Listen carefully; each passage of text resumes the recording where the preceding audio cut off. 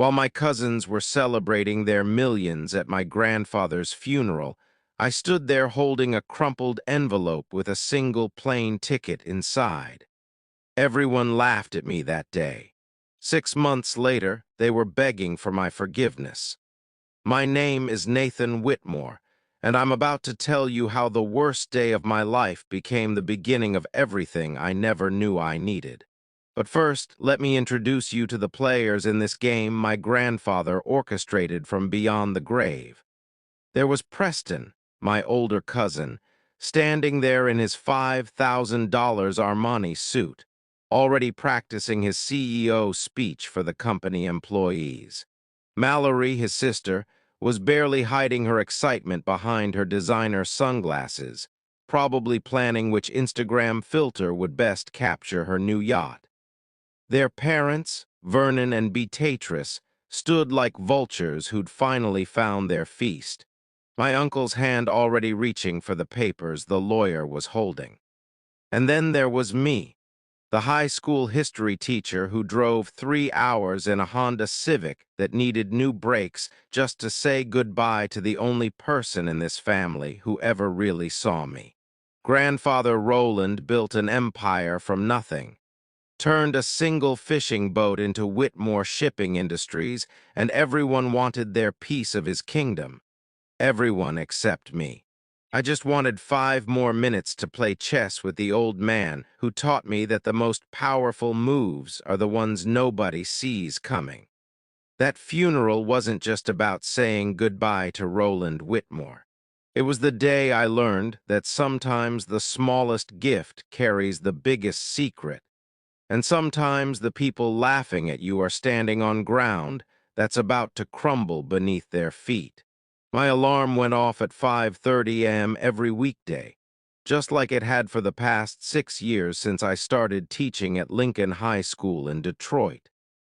The ceiling in my one-bedroom apartment had the same water stain I'd been staring at for 3 years, shaped like the state of Texas if you squinted hard enough.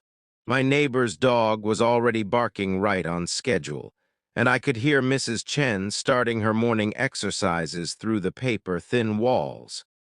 This was my life, predictable, modest, and completely different from the world I'd grown up in. You see, being a Whitmore meant something in certain circles. It meant yacht clubs and private schools, summer houses and stock portfolios. But for me, it meant choosing between paying rent and fixing my car's transmission, because I'd walked away from all of that to teach teenagers about the Revolutionary War and the Great Depression. My father, Dennis, understood that choice. He was the only one who ever did. Dad died when I was 15, a heart attack at his desk while reviewing contracts for his brother Vernon's division of grandfather's company. He'd spent his whole life being the responsible one, the reliable one, the one who never complained when Vernon took credit for his ideas. The last thing he ever said to me was, "Nathan, don't let them turn you into something you're not. Your grandfather did that to me, and look where I am." 3 hours later, he was gone. My mother, Grace, picked up the pieces after that. She was a nurse at Detroit General, working 12-hour shifts to keep us afloat after we learned Dad had signed away most of his company shares to help Vernon cover some bad investments. That was Dad, always cleaning up other people's messes, always believing family meant sacrifice. Mom never said a bitter word about it, but I saw how she looked at Vernon at Dad's funeral, and I understood that sometimes the deepest anger doesn't need words. Grandfather Roland was a mystery wrapped in a three-piece suit. He built Whitmore Shipping from a single boat he bought with his Navy discharge pay after World War II. By the time I was born, he owned a fleet of cargo ships, warehouses in 12 cities, and enough money to buy whatever he wanted. But here's the thing about my grandfather. He didn't believe in giving. He believed in earning. Every birthday card came with a $20 bill and a note that said, "Make it worth more." Every Christmas gift was something practical, like books about business or certificates for online courses in accounting. The only time Grandfather Roland seemed genuinely interested in me was during our Sunday chess games. It started when I was 10, right after I'd won my school's chess tournament. He showed up at our apartment one Sunday morning, set up a board, and said, "Show me what you've got." I lost in 12 moves, but he came back the next Sunday and the next, and eventually those games became the one constant between us. "You play like your father," he told me once, too worried about protecting your pieces, not focused enough on winning the game. "Maybe I don't want to sacrifice everything just to win," I replied. He actually smiled at that. The first real smile I'd ever seen from him. "Maybe that's why you're the only one who still interests me, Nathan." Preston and Mallory never understood those chess games. Preston was too busy shadowing Grandfather at the office, learning about profit margins and tax shelters. He'd gotten his MBA from Wharton, Grandfather's alma mater, and never let anyone forget it. Every family dinner turned into Preston's personal TED Talk about market optimization and strategic acquisitions. He spoke in buzzwords and PowerPoint slides, turning every conversation into a business pitch. Mallory took a different approach. She turned herself into a brand, chronicling her life as the shipping ayah on social media. 200,000 followers watched her pose on various boats in various designer outfits at various European ports. She called it building her platform, but really she was just spending Grandfather's money while waiting for more. Her biggest achievement was getting a blue check mark on Instagram and dating a Swiss banker who owned a vineyard. Vernon and Beatrice, Preston and Mallory's parents, were the ultimate power couple in the most hollow way possible. Vernon had worked his way up to CFO of Whitmore Shipping, though most of the real work was done by his assistant. Beatrice spent her time at charity galas, not because she cared about the causes, but because she liked seeing her picture in the society pages. They lived in a house so big they needed an intercom system to talk to each other. And then there was me teaching 43 teenagers about the Constitution, grading papers at a kitchen table I bought at a garage sale, and feeling more fulfilled than any of them could imagine. That was my life before the funeral, before the envelope, before everything changed. I thought I knew who I was and where I came from. Turns out I was watching the wrong pieces on the board all along. The Rochester Country Club had never felt more suffocating than it did that October afternoon. Grandfather Roland had specifically requested his will be read here in the same oak-paneled room where he'd negotiated his biggest deals over brandy and cigars. The mahogany table reflected our faces like a dark mirror, and I could see Preston adjusting his Rolex for the third time in 5 minutes. We'd just come from the cemetery, where the autumn rain had turned the burial into a muddy mess that Beatrice complained about the entire ride over. Before we begin, Mr. Harwick, the family attorney, adjusted his wire-rim glasses and cleared his throat. "I want you all to know that Roland was very specific about these arrangements. He reviewed this will 1 week before his passing."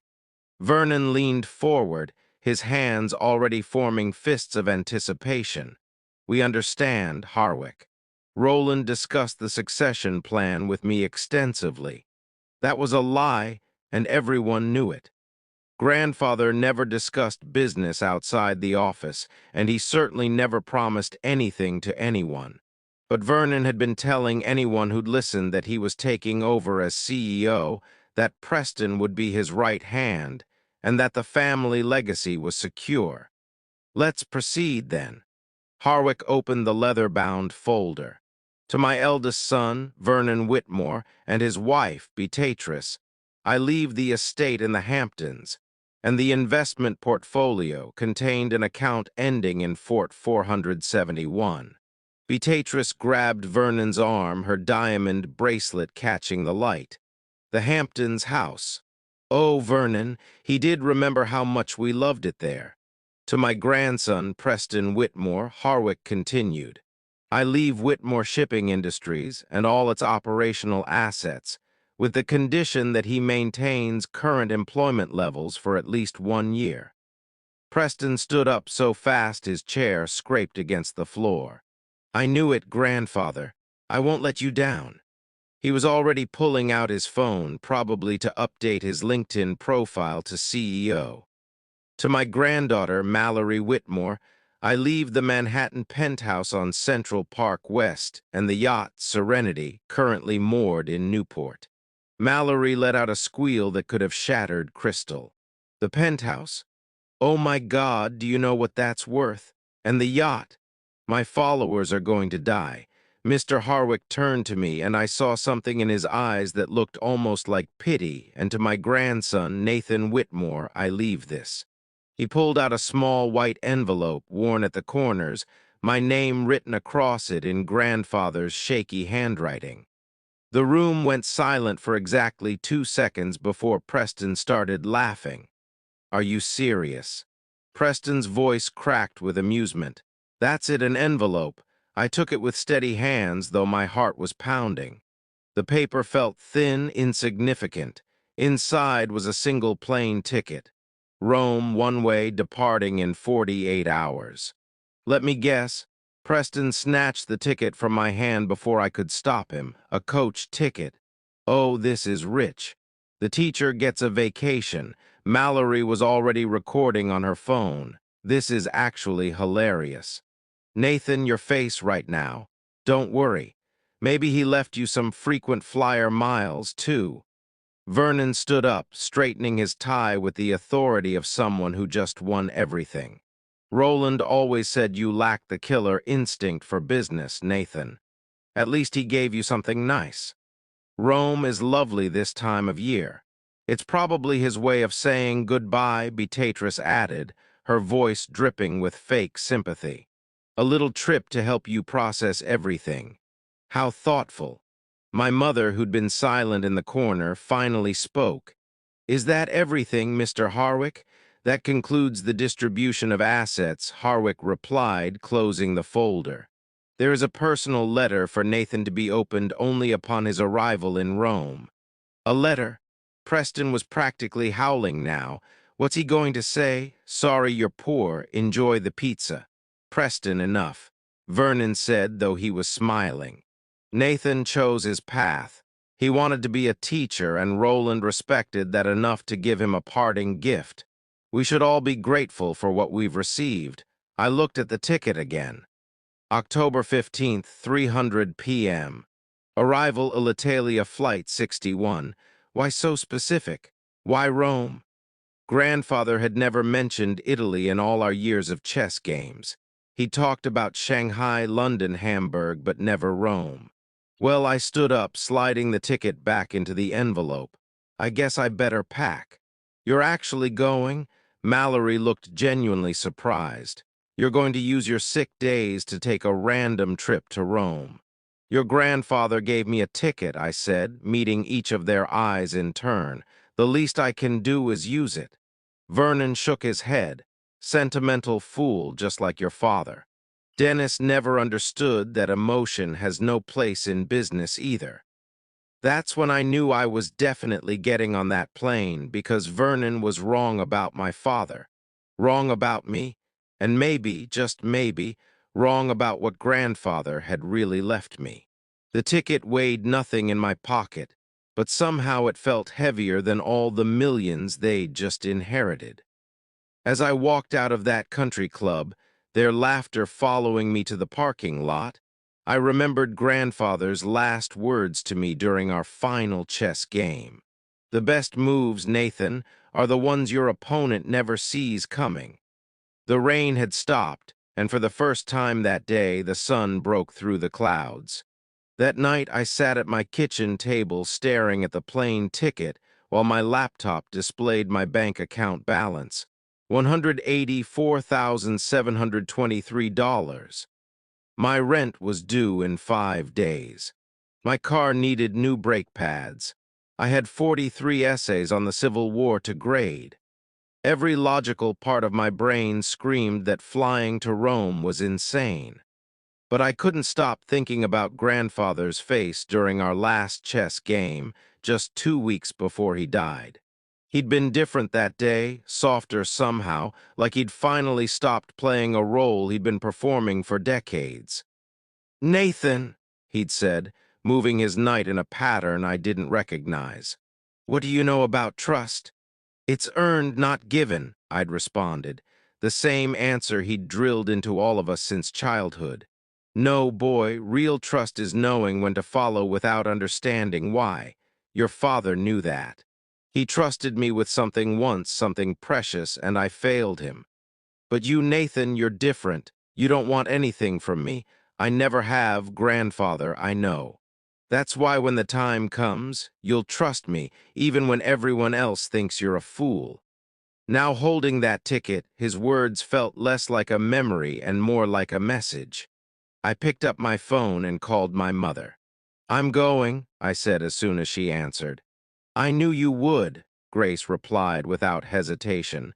"Your grandfather called me last month. He didn't say much, just that I should support whatever decision you made after the funeral." "Mom, this is crazy. I can't afford to miss work. I have responsibilities. Nathan, your father once told me that Roland wasn't always the man we knew. He said there was a before and after in his father's life, and we only knew the after. Maybe this is about the before."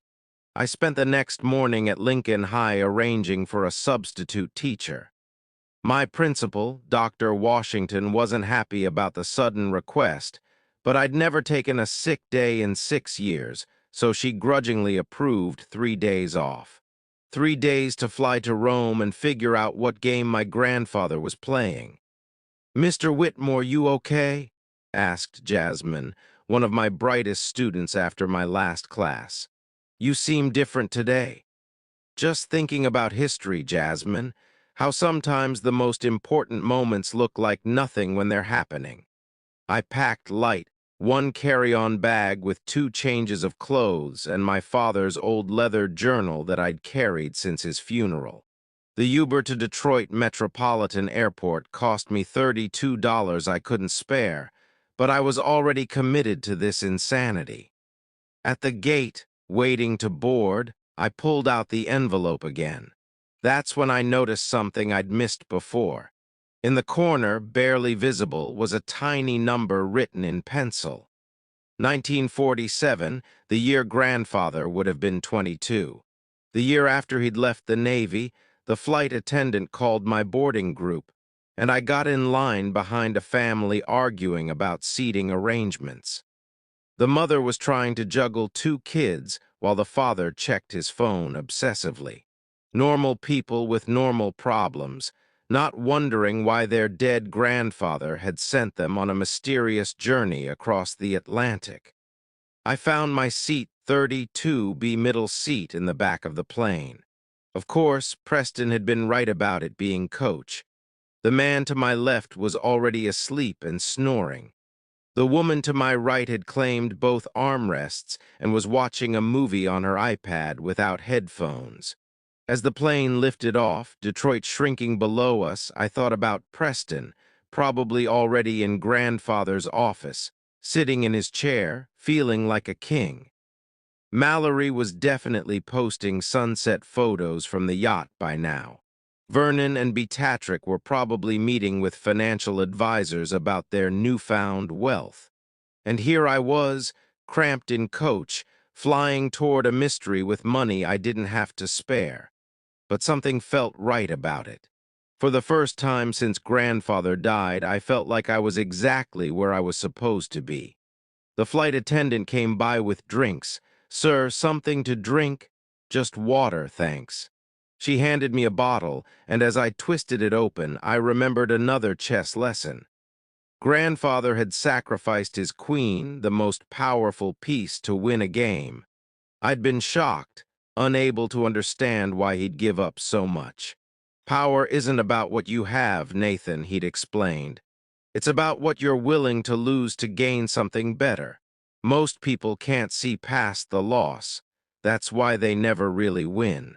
The plane banked east, heading into the night toward Rome and whatever grandfather had hidden there. My cousins thought they'd won everything that mattered. But as I settled in for the 8-hour flight, I had a feeling that grandfather's real game was just beginning, and I was the only piece he'd positioned to play it. The captain announced our cruising altitude, and I closed my eyes. My father's journal pressed against my chest, trusting a dead man's plan, even though I couldn't see the board. The wheels touched down at Rome's Fiumino Airport at exactly 3:07 p.m. local time. My legs were cramped. My back ached, and I'd barely slept during the 8-hour flight.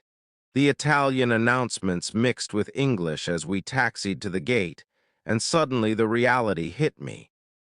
I was in Rome with no hotel reservation, no plan, and no idea what I was supposed to do next. Immigration was a blur of stamps and questions. Purpose of visit? The officer asked in accented English.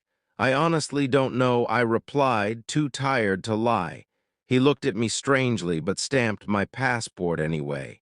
Welcome to Italy. I followed the crowd toward baggage claim, even though I only had my carry-on. The arrivals hall was chaos. Families reuniting, drivers holding signs for business people, tourists looking lost. I was about to head for the exit when I saw it. A professionally printed sign reading Nathan Whitmore, held by a man in an expensive black suit. My heart stopped. I approached cautiously. I'm Nathan Whitmore.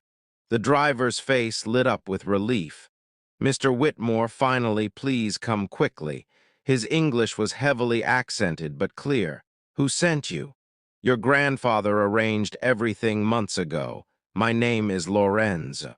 Please, we have a long drive. He took my bag before I could protest and led me outside to a black Mercedes sedan that probably cost more than I made in 2 years.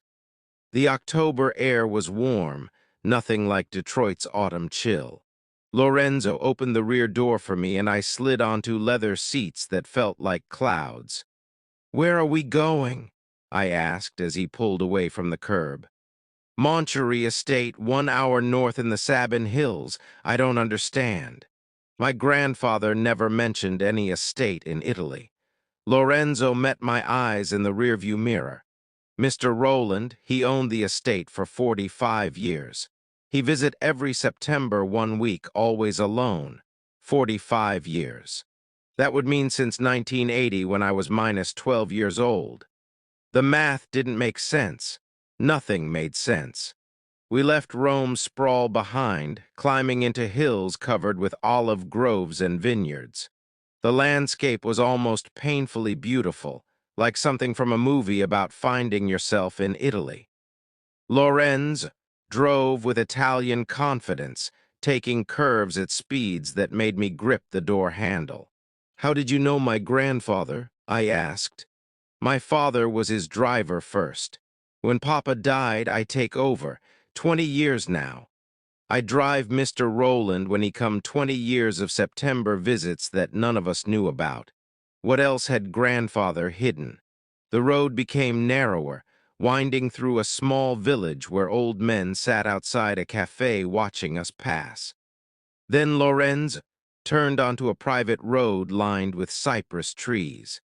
At the end, electronic gates opened automatically, revealing a villa that took my breath away.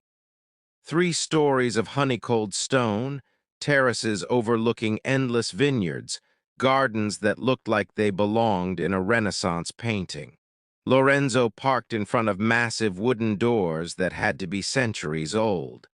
Before I could process what I was seeing, the doors opened and an elderly woman emerged. She was elegant in a way that had nothing to do with money and everything to do with grace. Her silver hair pulled back in a simple bun, her eyes the same steel gray as grandfather's.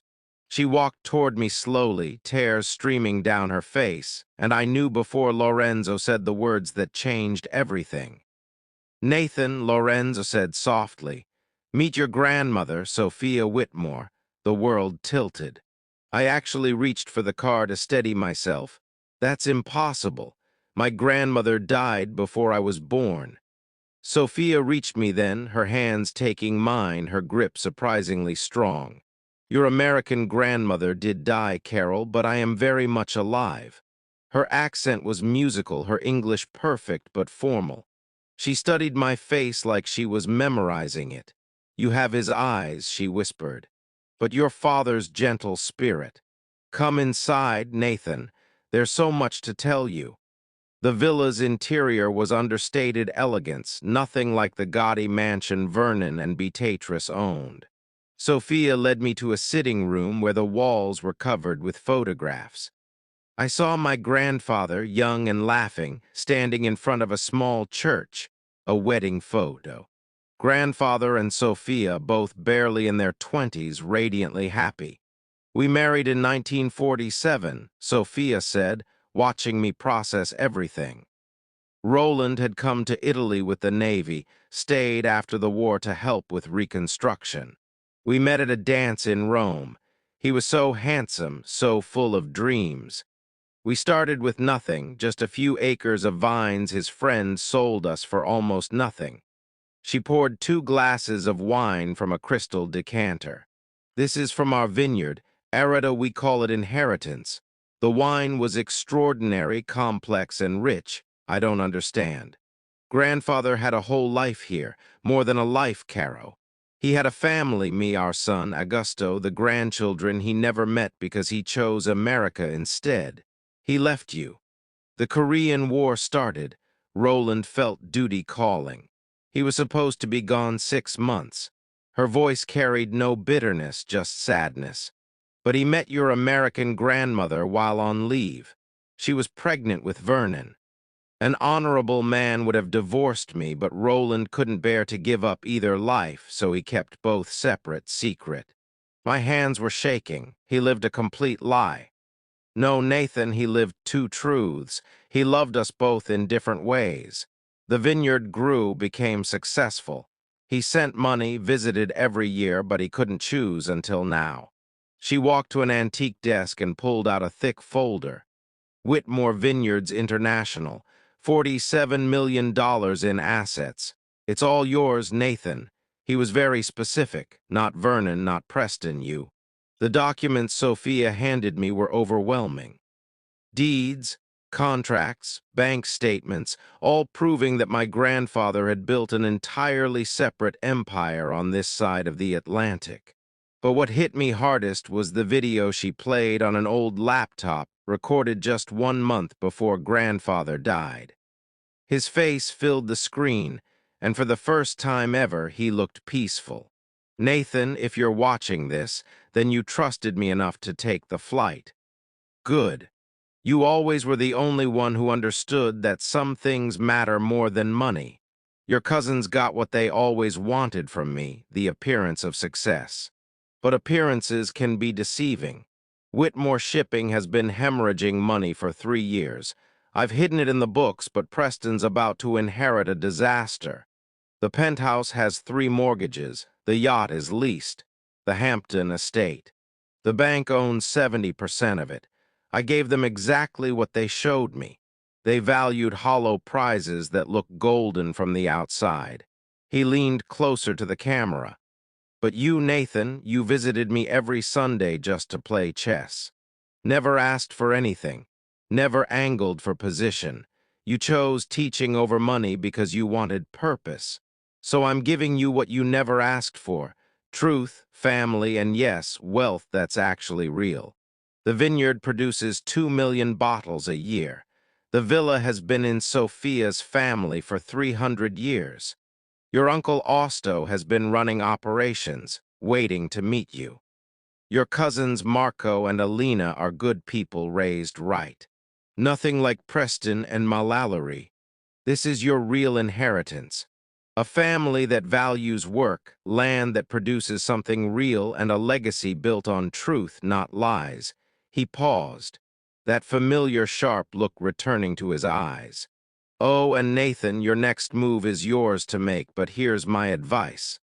Preston's going to call within a month, begging for help. Be kinder to him than he was to you. That's what makes you better. Checkmate, my boy. The screen went dark. Sophia squeezed my shoulder gently. He talked about you cons.